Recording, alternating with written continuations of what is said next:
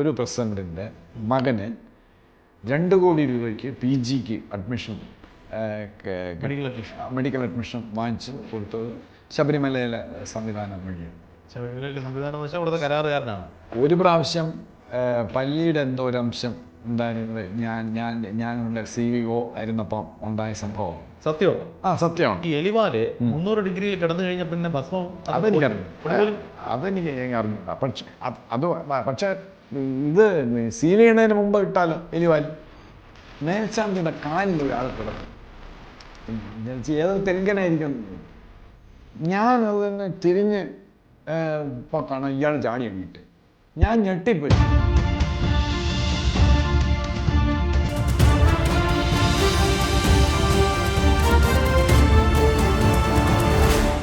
കഴിഞ്ഞ അദ്ദേഹത്തിൽ താങ്കൾ പറയുകയുണ്ടായി പോലീസിനേക്കാൾ വലിയ കള്ളന്മാർ ഫുഡ് സേഫ്റ്റിയിലാണെന്ന് പറഞ്ഞു. ഈ ഫുഡ് സേഫ്റ്റി ഉദ്യോഗസ്ഥർ ശബരിമലയിൽ എന്തൊക്കെ ക്രമക്കേടുകളാണ് നടത്തുന്നത്? നേരത്തെ പറഞ്ഞ ഈ ശർക്കര പോയിന്റ് ഓഫ് വ്യൂവിൽ താങ്കളുടെ എക്സ്പീരിയൻസ് എന്ന് പറഞ്ഞു.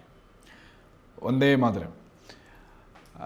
ഈ ഫുഡ് സേഫ്റ്റി ശബരിമലയിൽ നിന്ന് നമുക്ക് വേണമെങ്കിൽ ഈ കറപ്റ്റ് ഡിപ്പാർട്ട്മെൻറ്റിനെ പറ്റി വേറൊരു ദിവസം നമുക്ക് വേറൊരു എപ്പിസോഡ് ചെയ്യാം. ഫുഡ് സേഫ്റ്റിക്കാർ ശബരിമലയിൽ നിന്ന് ഒരുപാട് പൈസയൊന്നും ഉണ്ടാക്കുന്നില്ല. പക്ഷേ അവർക്ക് ഒരു പ്രധാനപ്പെട്ട റോളുണ്ട്, പൈസയും കിട്ടുന്നുണ്ട്.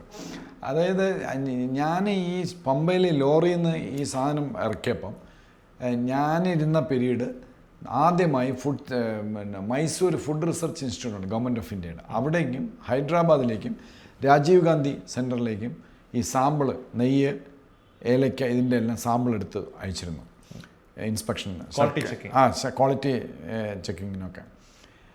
അപ്പോൾ പിന്നെ ശർക്കരയിൽ എൻഡോസൾഫാൻ്റെ അംശം ഉണ്ടെന്ന് ഏതോ ഒരു സ്ഥലത്തുനിന്ന് വന്ന റിപ്പോർട്ട്, ഇവിടെയല്ല നമ്മുടെ ഫുഡ് സേഫ്റ്റി അല്ല, റിപ്പോർട്ടുണ്ടായിരുന്നു. പക്ഷെ അന്ന് ഈ ശബരിമല സീസൺ നടന്നുകൊണ്ടിരിക്കുമ്പം അത് ഉടനെ വെളിയിലാക്കി കഴിഞ്ഞാൽ വലിയ പ്രശ്നം വരുമെന്നൊക്കെ പറഞ്ഞത് എല്ലാവർക്കും ഇതറിയാം. അത് തൽക്കാലം അത് കോൾഡ് സ്റ്റോറേജിൽ വെച്ചു. പിന്നെ ഞാൻ അവിടെ നിന്ന് ട്രാൻസ്ഫറായി പോവുകയും ചെയ്തു.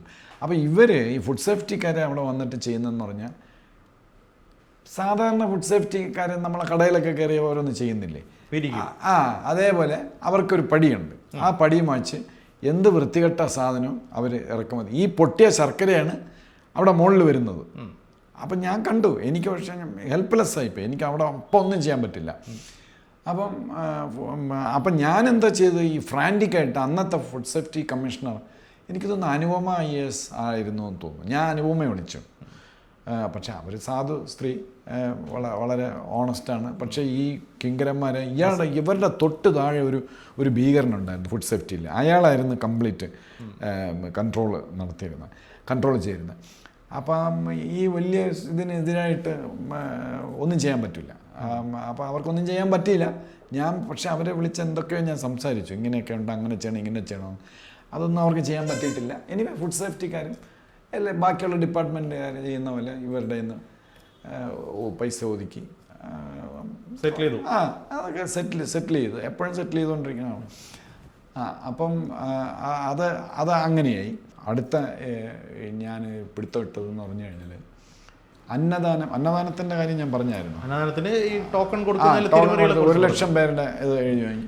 ഇതിന് നേരത്തെ പറഞ്ഞല്ലോ ഒരു അഡീഷൻ ആയിട്ടൊന്ന് ചോദിക്കണം, ഒരു സംശയമാണ്. ഇപ്പോൾ താങ്കൾ പറഞ്ഞല്ലോ ഈ വൃത്തിഹീനമായ സാഹചര്യത്തിൽ ശർക്കര ലോ ക്വാളിറ്റി സാധനം കൊണ്ടുവരുന്നു, വൃത്തിഹീനമായ സ്ഥലത്ത് സൂക്ഷിക്കുന്നു, അതിനെ കൈകാര്യം ചെയ്യുന്നത് ടോട്ടലി ഹൈജീൻ അല്ലാത്ത രീതിയിലാണ്. ഈ നമ്മൾ അടുത്തിടെ അല്ലെങ്കിൽ കുറച്ച് നാൾ മുന്നേ ഹൈജീൻ എന്ന് പറഞ്ഞാൽ ടോക്സിക് എന്ന് വേണം പറയാം. ഓക്കെ, കുറച്ച് നാൾ മുന്നേ നമ്മൾ കേട്ടൊരു ശബരിമലയുമായി ബന്ധപ്പെട്ട ഒരു വലിയൊരു ഞെട്ടലുണ്ടാക്കിയൊരു സംഭവമാണ് ഈ അരവണയ്ക്കകത്ത് എലിവാല് കിട്ടിയൊരു സംഭവം. താങ്കളുടെ കാലഘട്ടത്തിലാണോ അതിന് മുൻപാണോ എന്നുള്ളത് ഞാൻ കൃത്യമായിട്ട് ഓർക്കുന്നില്ല. ശരിക്കും ഫുഡ് സേഫ്റ്റിക്കാരൊക്കെ ഇവിടെ ഫലപ്രദമായിട്ട് ഇടപെടേണ്ടതല്ലേ ഇങ്ങനെയുള്ള സംഭവങ്ങൾ ഉണ്ടാകാതിരിക്കാൻ? അവർ എന്തുകൊണ്ട് ചെയ്യുന്നില്ല? അല്ലെങ്കിൽ ഈ എലി വാൽ അരവണയിൽ കണ്ടെത്തിയ സംഭവവുമായി ബന്ധപ്പെട്ടിട്ട് താങ്കൾക്ക് എന്താണ് പറയാനുള്ളത്? ഇതൊക്കെ നടക്കുന്ന കാര്യമാണ്. ഒരു പ്രാവശ്യം പല്ലിയുടെ എന്തോ ഒരു അംശം ഉണ്ടായിരുന്നത് ഞാനവിടെ CEO ആയിരുന്നപ്പം ഉണ്ടായ സംഭവമാണ്. സത്യമാണ്. സത്യമാണ്. പക്ഷേ അതിൻ്റെ പിന്നിൽ വേറെ ചില കാര്യങ്ങളാണുള്ളത്. എല്ലാ പ്രാവശ്യവും എലിവാലും പല്ലിയുടെ ഇതുമൊക്കെ അതിനകത്ത് വരാൻ കാര്യം ഈ അരവണ കോൺട്രാക്റ്റ് ഉണ്ട്. അതൊരു വേറെ വലിയൊരു ലോബിയാണ്. ലോബിയാണ്. അപ്പം അധോലോകമാണ്. അവർ മാഫിയാണ്. ഈ ശബരിമലയിലെ TDBക്കാർ മൊത്തം ഒന്നും ഞാൻ പറയില്ല, മേജർ ക്ഷേത്രങ്ങൾ 7 ക്ഷേത്രങ്ങൾ, ശബരിമല അടങ്ങുന്ന 7 ക്ഷേത്രങ്ങളിലുള്ള TDB ജീവനക്കാർ 90% കറപ്റ്റാണ്. പക്ഷെ ബാക്കിയുള്ള അമ്പലങ്ങളിൽ സാധുക്കളായവരുണ്ട്, അവിടെ വരുമാനമൊന്നുമില്ല. അപ്പോൾ ഇവരെ കാർട്ടൽ എന്നാണ് ഞാൻ പറയുന്നത്. ഇപ്പം നിങ്ങൾ ഫുഡ് സേഫ്റ്റിക്കാരെ മാഫിയ എന്ന് പറയുമ്പോൾ കാർട്ടൽ അതിലും കൂടിയതാണ്. കൊളംബിയയിലെ ഡ്രഗ് കടത്തുകാരാണ് ഈ കാർട്ടൽ. നമ്മളെല്ലാവരും ഈ മാഫിയ 30s 40s ഉണ്ടായിരുന്ന ഒരു അതോ ലോകമാണ്. ലേറ്റസ്റ്റ് കാർട്ടലാണ് ഈ TDB ഈ പ്രധാനപ്പെട്ട അമ്പലങ്ങളിലെ 90% ഉള്ള ജീവനക്കാർ. എൻ്റെ അനുഭവം അങ്ങനെയാണ്.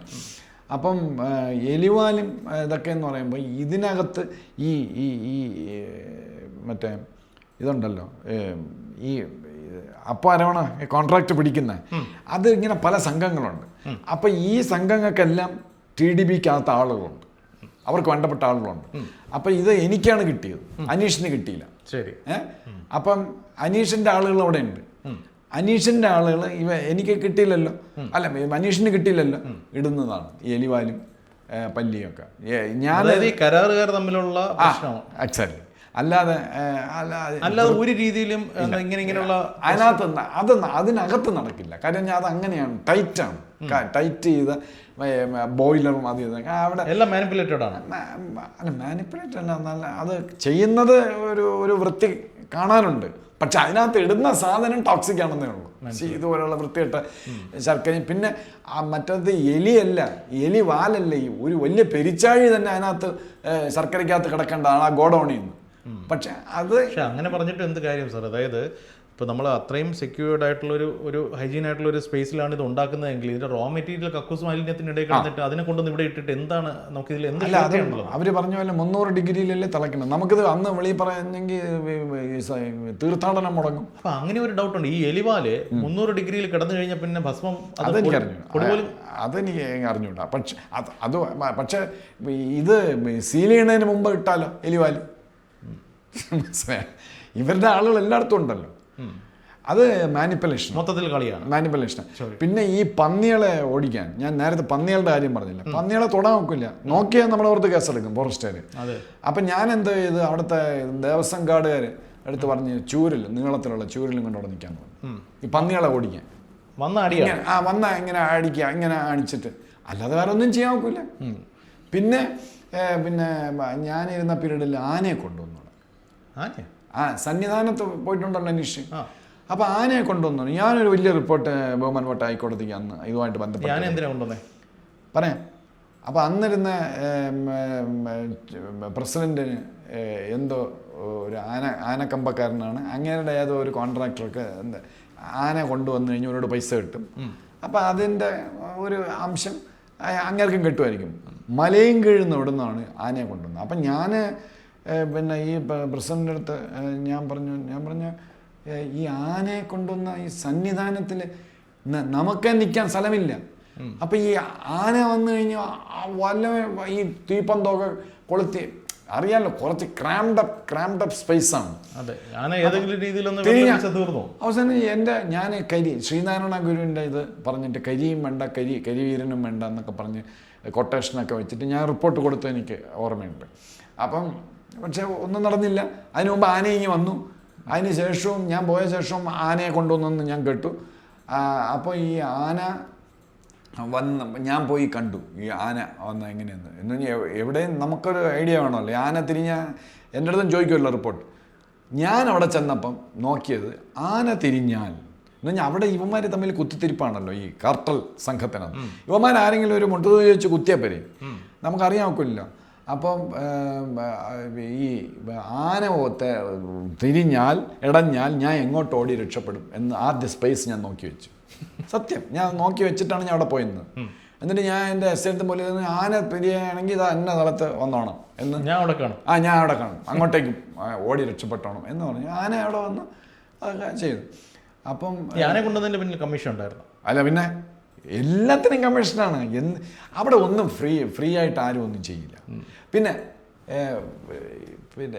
ഞാൻ ഈ പഴയ ചരിത്രമൊക്കെ എടുത്ത് നോക്കിക്കഴിഞ്ഞപ്പം ദേവസ്വം ബോർഡ് നന്നാക്കണമെന്ന് പറഞ്ഞ് കുറച്ച് ആളുകൾ ചുരുക്കം വളരെ റെയറായിട്ട് അവിടെ വന്നിട്ടുണ്ടായിരുന്നു. ഇതിൻ്റെ ഒരു എക്സ്റ്റൻഷനായിട്ട് ഞാൻ ചോദിക്കുന്നു, താങ്കൾ കണ്ടിട്ടുള്ളതിൽ വെച്ച് സർവീസിൽ ദേവസ്വം ബോർഡിൻ്റെ ഭാഗമായിട്ട് നിന്നപ്പോഴും അല്ലാത്തപ്പോഴും ഏറ്റവും മികച്ച ദേവസ്വം ബോർഡ് പ്രസിഡന്റ് തിരുവിതാംകൂർ ദേവസ്വം ബോർഡിൽ ആരാണ്, അല്ലെങ്കിൽ ആരായിരുന്നു എന്ന് ചോദിച്ചു കഴിഞ്ഞാൽ താങ്കളുടെ ഉത്തരം ഇതായിരിക്കും? അങ്ങനെ ചോദിച്ചാൽ ഞാൻ ബോർഡെന്നേ പറയുള്ളൂ. മന്നത്ത് പത്മനാഭനും ആർ ശങ്കറും ചേർന്ന ആദ്യത്തെ ബോർഡ്, എൻ്റെ ഓർമ്മശീലിൻ്റെ ആദ്യത്തെ ബോർഡ് അതായിരുന്നു എക്സലൻറ്റ്. അറിയാമല്ലോ, കറപ്ഷനൊന്നും യാതൊരു സ്കോപ്പും ഇല്ല. പിന്നെ ഇടയ്ക്ക് തെറ്റിയും മറിഞ്ഞുമൊക്കെ ഒരു മെമ്പർ വരും. ഉദാഹരണം കാവ്യാട് ദിവാര പണിക്കർ എന്ന് പറഞ്ഞ ഒരു കോൺഗ്രസിൻ്റെ നേതാവ് ഉണ്ടായിരുന്നു. അദ്ദേഹം വളരെ സത്യസന്ധനെ, അദ്ദേഹത്തിൻ്റെ കരിയറിലും അങ്ങനെയാണ്. അദ്ദേഹം അവിടെ മെമ്പറായിട്ട് വന്നു.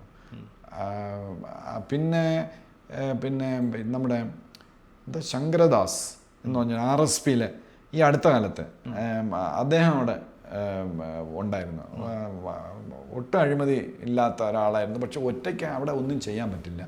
പിന്നെ ഉമ്മൻചാണ്ടി സാർ ഇരുന്ന സമയത്ത് പഴയ മന്ത്രിയായിരുന്ന അത് എൻ്റെ പീരീഡായിരുന്നു, ഗോവിന്ദൻ നായർ എന്ന് പറഞ്ഞ, എൻ്റെ പീരീഡ് അല്ലെന്ന് തോന്നുന്നു. എനിവേ ഗോവിന്ദൻ നായർ സാർ വന്നു. ഞാൻ ഗോവിന്ദൻ നായർ സാർ എനിക്ക് പരിചയം ഉണ്ടായിരുന്നു. അദ്ദേഹത്തിൻ്റെ കാലഘട്ടത്തിൽ 90+ ആണ് ഈ ഗോവിന്ദൻ നായർ സാർ. കോട്ടയത്തായിരുന്നു.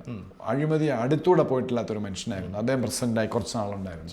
ഇങ്ങനെ ഒറ്റയ്ക്ക്. പക്ഷെ അവർക്ക് ആർക്കും ഒന്നും ചെയ്യാൻ പറ്റില്ല. കാര്യം എന്ന് പറഞ്ഞാൽ കഷ്ടിച്ച് 2 വർഷമാണ് കൊടുക്കണം. ഉത്സവം തുടങ്ങുന്നതിന് മണ്ഡലകാലം തുടങ്ങുന്നതിന് തൊട്ട് മുമ്പാണ് വരുന്നത്.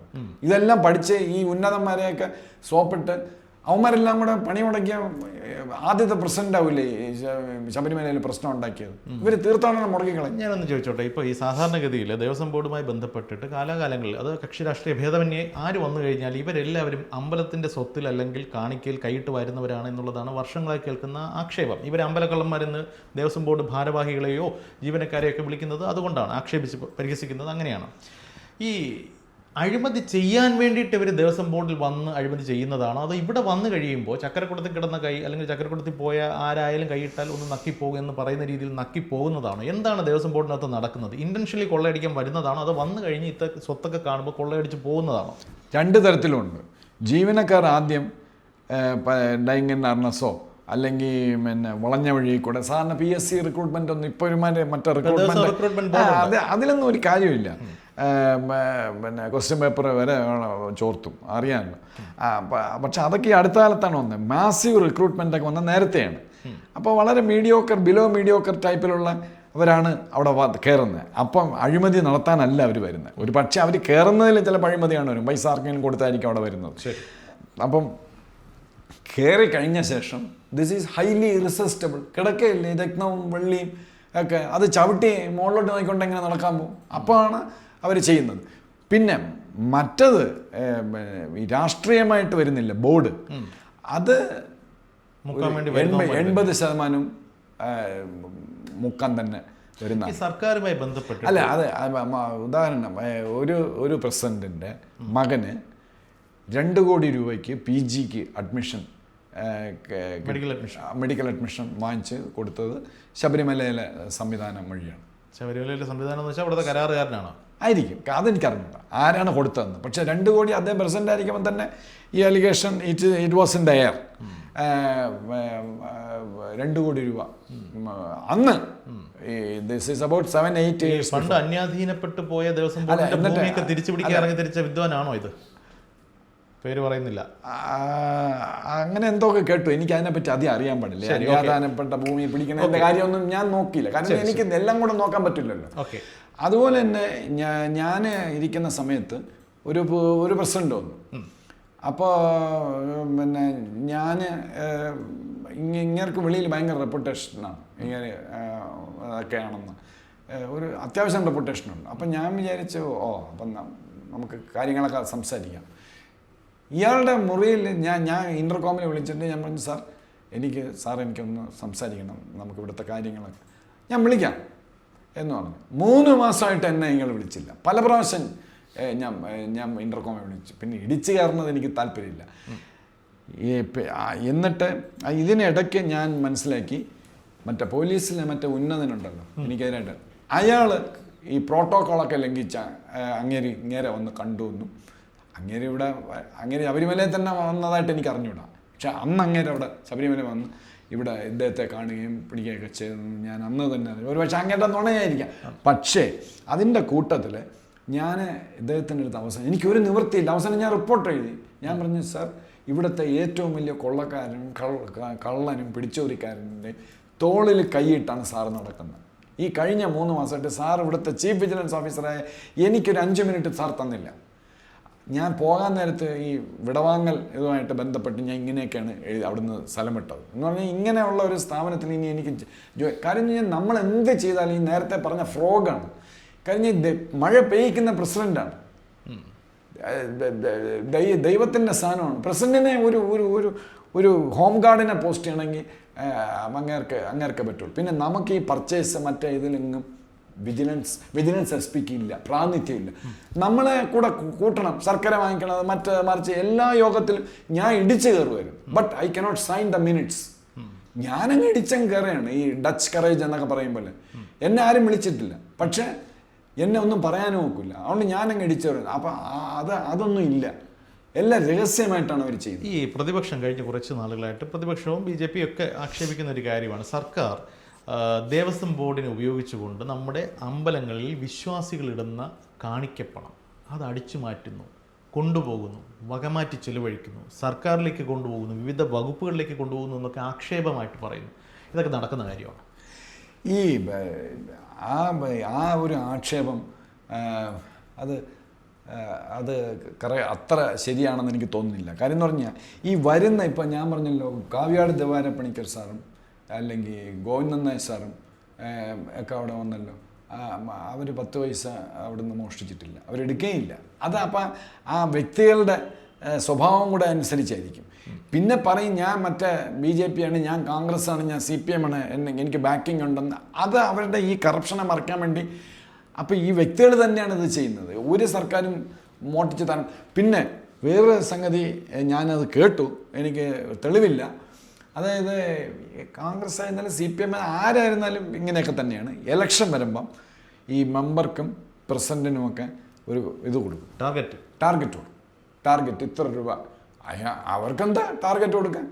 മറ്റേ ഏതെങ്കിലും ഒരു കരാറുകാരൻ്റെ അടുത്ത് കൊടുക്കാൻ പറയും, അവർ കൊടുക്കും. ആ ടാർഗറ്റ് പാർട്ടി ഫണ്ടിലേക്ക് കൊടുക്കുന്നതാണ് എല്ലാ ബോർഡ് കോർപ്പറേഷനും നടക്കുന്നത് പോലെ.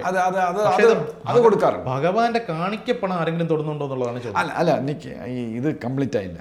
അതിൻ്റെ ലേബലിൽ ഭയങ്കര കറപ്റ്റായിട്ടുള്ള പ്രസിഡന്റും മെമ്പറും ആണെങ്കിൽ ചില തീവിഴുങ്ങി പക്ഷേ ഭയങ്കര എന്താ പറയാൻ യമണ്ടൻ ഈ മെമ്പർമാരും അതിനകത്ത് ഉണ്ടായിരുന്നു, പല കാലങ്ങളിൽ വന്നിട്ടുണ്ട്. അപ്പം ഇവന്മാർ ചെയ്യുമെന്ന് പറഞ്ഞു കഴിഞ്ഞാൽ ഫണ്ട് ചോദിച്ചിരിക്കുകയാണ്, എന്നെ കൊടുക്കണം എന്ന് പറഞ്ഞിട്ട് ഒരു 5-6 പേരുടെ നിന്ന് വാങ്ങിക്കും. ഒരു കരാറുകാരൻ്റെ നിന്ന് 5 ലക്ഷം രൂപ അല്ലെ 10 ലക്ഷം വാങ്ങിച്ചിട്ട് ഒരു 6-7 പേരുടെ നിന്ന് വാങ്ങിക്കും. പക്ഷെ ഇവർ തമ്മിൽ അറിഞ്ഞൂടല്ലോ, തെലുങ്കിൻ്റെയും ഇവരുടെ നിന്നൊക്കെ അല്ലേ വാങ്ങിക്കണം. അപ്പോൾ ഇത് ഒരു 1 കോടി രൂപ പിരിക്കും ഈ ടാർഗറ്റ് എന്ന് പറഞ്ഞു, എന്നിട്ട് 10 ലക്ഷം രൂപ പാർട്ടിക്ക് കൊടുക്കും. അങ്ങനെയൊക്കെ ചെയ്തവരും കേരള പോലീസ് നടക്കുന്ന പരിപാടിയാണ്. കേരള പോലീസ് അല്ല, നമ്മുടെ വെളിയിലും അഴിമതി ഡിപ്പാർട്ട്മെൻറ്റിലെല്ലാം ഇങ്ങനത്തെ പരിപാടികൾ നടക്കും. പക്ഷേ ശബരിമലയിൽ ഈ അയ്യപ്പൻ്റെ പേര് പറഞ്ഞിട്ടാണ്. അതിൻ്റെ ഇടയ്ക്ക് എന്താ ചോദിച്ചത് അനീഷ്? അല്ല, ഈ സർക്കാരിലേക്ക് പൈസ പോകുന്നുണ്ടോ എന്നുള്ളതാണ് ചോദ്യം. സർക്കാരിലേക്ക് പൈസ പാർട്ടി ഇനത്തിലേക്ക് കൊണ്ടുപോകും, അതേ ഉള്ളൂ, അല്ലാതെ എൻ്റെ ശ്രദ്ധയിൽപ്പെട്ടിട്ട്. ശരി, ഇപ്പൊ താങ്കൾ ശബരിമലയിൽ അല്ലെങ്കിൽ തിരുവിതാംകൂർ ദേവസ്വം ബോർഡിൽ ഒരു അടിമുടി ശുദ്ധികലശത്തിന് ഇറങ്ങി പുറപ്പെട്ടു. അവസാനം താങ്കൾ അവിടുന്ന് പുറത്തായി. സ്വയം പുകഞ്ഞ് പുറത്തായതാണോ അതോ പുറത്താക്കിച്ചതാണോ? അത് പറഞ്ഞ് അവസാനിപ്പിക്കാം. അത് പിന്നെ പുറത്ത് ആക്കിയതാണ്. കാര്യം എന്ന് പറഞ്ഞാൽ ഈ എലിയെ പുകച്ച് ചാടിക്കും എന്ന് പറഞ്ഞില്ലേ, ആ പരിപാടി ചെയ്തു. കാര്യം എന്ന് പറഞ്ഞു കഴിഞ്ഞാൽ ഈ ആദ്യത്തെ ആ പ്രൊട്ടക്ഷനൊന്നും എനിക്ക് പിന്നെ അത് ഇല്ലാതായി. എനിക്കത് മനസ്സിലായി. നേരിട്ടൊന്നും പറഞ്ഞിട്ടില്ല, എൻ്റെ അടുത്ത് അങ്ങനെ ചെയ്യരുത് ഇങ്ങനെ ചെയ്യരുതെന്നും പറഞ്ഞിട്ടില്ല. പക്ഷേ എനിക്ക് മനസ്സിലായി ഇവന്മാർ കെട്ടി. ഇനിയിപ്പോൾ ഈ സുപ്രീം കോടതി, ബഹുമാനപ്പെട്ട സുപ്രീം കോടതിയിലെ ചീഫ് ജസ്റ്റിസിനെ കൊണ്ടുവന്ന് അവിടെ പോസ്റ്റ് ചെയ്താലും ഇവന്മാർ എങ്ങനെയെങ്കിലും സ്കീമിടും. എങ്ങനെയെങ്കിലും സ്കീമിടും. ഈ ദൈവത്തിൻ്റെ മുമ്പ് ഒന്ന് തൊഴുതുകൊണ്ട് നിൽക്കുക എന്ന് പറഞ്ഞാൽ അതൊരു വലിയ ഇതല്ലേ. അതിനുള്ള സൗകര്യങ്ങൾ ദൈവത്തെ വിശ്വാസമില്ലാത്ത ഒരാൾ അങ്ങനെയാണെങ്കിൽ വരണം. അപ്പോൾ ആദ്യം ഈ അഴിമതി നിരോധനം നിർത്തേണ്ടതിൻ്റെ ആദ്യ സ്റ്റെപ്പെന്ന് പറയുന്നത് അവിടുത്തെ VVIP തൊഴിലുണ്ടല്ലോ, അത് ഒരു കാരണവശാലും സമ്മതിക്കരുത്. ശരി, ഇത് വന്നിങ്ങനെ നിൽക്കുകയാണ് എല്ലാവരും. ഞാൻ ഇൻട്രോഡ്യൂസ് അത് ശരിയല്ല. കാരണം ഞാൻ എൻ്റെ സാമ്പിൾ കാണിച്ചു കൊടുത്തിട്ടുണ്ട്. 12 ദിവസം 15 ദിവസം നിൽക്കാൻ വേണ്ടി ഞാൻ ശബരിമലയിൽ കയറിയിട്ട് നേരെ ഞാൻ അയ്യപ്പൻ്റെ മുമ്പ് പോയി തൊഴുതിട്ട് ഞാൻ എൻ്റെ റൂമിൽ പോകും. റൂമിൽ പോയിട്ട് പിന്നെ ഞാൻ അയ്യപ്പനെ കാണുന്നത്, ഞാൻ അല്ലാത്ത ഒരു സമയത്തും ഞാൻ വരില്ല, അയ്യപ്പനെ ഞാൻ കാണുന്നത് ഇറങ്ങുമ്പോൾ. അപ്പം അതിന് അവിടെയുള്ള മേൽശാന്തിയുമായിട്ട് ബന്ധപ്പെട്ട ഒരു കാര്യം ചോദിക്കാൻ വിട്ടു. അപ്പം ഇറങ്ങുന്ന സമയത്ത് ഞാൻ തൊഴുതിട്ട് ഞാൻ പോകും. അപ്പോൾ പറഞ്ഞ് പരത്തി, ഇയാൾ ഹിന്ദു അല്ല, ഇയാൾക്ക് ഒരു ഭക്തിയില്ല. മേൽശാന്തിമാർ തന്നെ അവിടെയുള്ള പുരോഹിത വർഗം തന്നെ അന്നത്തെ കാലത്ത് അവർ അഴിമതി കൂടെയാണ് അവിടെ വന്നത്, അത് ഞാൻ പിന്നെ പറയാം. പറഞ്ഞ് പരത്തി. അത് കാര്യം ഞാൻ ഇവിടെയുള്ള നേരത്തെ ഇരുന്ന ഓഫീസർമാരൊന്നും ഇവിടുന്ന് പോവില്ലായിരുന്നു, അയ്യപ്പാന്ന് വിളിച്ചോണ്ട് നിൽക്കുമായിരുന്നു. അപ്പം എനിക്ക് തോന്നി ഞാൻ കാണിക്കുന്ന കറപ്ഷനാണ്. ഞാൻ അവിടെ ചീഫ് വിജിലൻസ് ഓഫീസർ, എനിക്ക് രാവിലെ തൊട്ട് വൈകുന്നേരം വരെ തൊഴുതുകൊണ്ട് നിൽക്കാം, ആരും എൻ്റെ അടുത്തൊന്നും പറയില്ല. പക്ഷേ അത് തെറ്റല്ലേ? ഞാനതുകൊണ്ട് ഒഴിഞ്ഞു കൊടുത്തു. അയ്യപ്പ എവിടെ ഇരുന്ന് ഞാൻ പ്രാർത്ഥിച്ചാലും അയ്യപ്പൻ കേൾക്ക്, എൻ്റെ മുറിയിരുന്ന് പ്രാർത്ഥിച്ചാലും ഞാൻ വീട്ടിൽ ഇരുന്ന് പ്രാർത്ഥിച്ചാലും അയ്യപ്പൻ കേൾക്ക്. ഞാൻ എന്തിനാ അവിടെ ഏകദേശം ആകെ അവിടെ 10 പേർക്ക് നിൽക്കാനേ സ്ഥലമുള്ളൂ. അപ്പോൾ ഈ VIP തൊഴിൽ ആദ്യം സ്റ്റോപ്പ് ചെയ്യണം. അങ്ങനെയാണ് ഇവർ പിടിക്കുന്നത്. വേറെ എന്തൊക്കെയാണ് ശബരിമലയിൽ അത്യാവശ്യമായി ഒഴിവാക്കേണ്ട കാര്യങ്ങൾ, അതുകൂടെ പറയാം. പൂജാരി മേൽശാന്തി സെലക്ഷൻ, മറ്റേ മാളികപ്പുറം മേൽശാന്തി, പിന്നെ ശാന്തി, ഇങ്ങനെ ആ സെലക്ഷൻ. എൻ്റെ അറിവിൽ അവിടെ ഒരു 50 പേര് വന്നിട്ടുണ്ടെങ്കിൽ, എൻ്റെ പീരീഡ് തൊട്ട് ഒരു 50 പേര് ഉണ്ടെങ്കിൽ അതിൽ 45 പേരും പൈസ എണ്ണി കൊടുത്തിട്ടാണ്, ദേവസ്വം ബോർഡിന് കൊടുത്തിട്ടാണ് വന്നത്. എൻ്റെ പീരീഡിൽ പോലും എനിക്ക് അതിനൊന്നും ചെയ്യാൻ പറ്റില്ല. എന്ന് പറഞ്ഞാൽ അവരങ്ങനെയാണ് വാങ്ങിക്കുന്നത്. 15 ലക്ഷമായിരുന്നു അന്ന് വാങ്ങിയത് ഞാനിരുന്ന പീരീഡിൽ. 15 lakhs വെച്ച് ഇപ്പോൾ 10 പേരുണ്ടെങ്കിൽ 10 പേരുടെ നിന്നും 15 ലക്ഷം വെച്ച് വാങ്ങിക്കും. സെലക്ഷനായ ബാക്കി തിരിച്ചു കൊടുക്കും.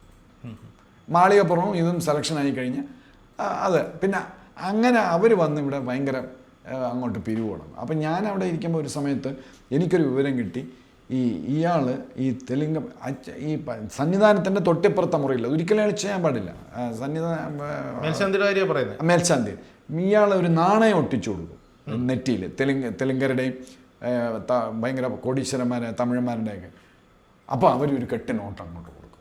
അടിപൊളി. 15 ലക്ഷം തിരിച്ചു പിടിക്കണ്ടേ? ഞാൻ അപ്പോൾ അന്ന് എൻ്റെ SI പ്രശാന്തായിരുന്നു. ഞാൻ പറഞ്ഞ്, പ്രശാന്ത് അവിടെ ചെന്ന് പറയും, ഈ പരിപാടി മേൽശാന്തി എടുത്ത് നിർത്തിയില്ലെങ്കിൽ ഞാൻ ഇപ്പോൾ ഹൈക്കോടതിക്ക് റിപ്പോർട്ട് കൊടുക്കുന്നു. അതവിടെ ചെയ്യാൻ പാടില്ല.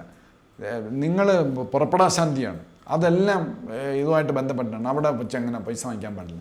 പിന്നെ വേറൊരു കാര്യം, ഞാൻ ആദ്യം പോയി എല്ലായിടത്തും ചുറ്റി നടന്ന് ഇങ്ങനെ പഠിക്കുകയില്ലേ, പഠിക്കുമ്പം ഞാൻ കണ്ട ഒരു കാര്യം, ഞാൻ നോക്കിയപ്പോൾ ഈ മേൽശാന്തിയുടെ കാലിൽ, അവിടെ ഒന്നത് വെളിച്ചം അത്രയില്ല, മേൽശാന്തിയുടെ കാലിൽ ഒരാൾ കിടക്കുന്നു.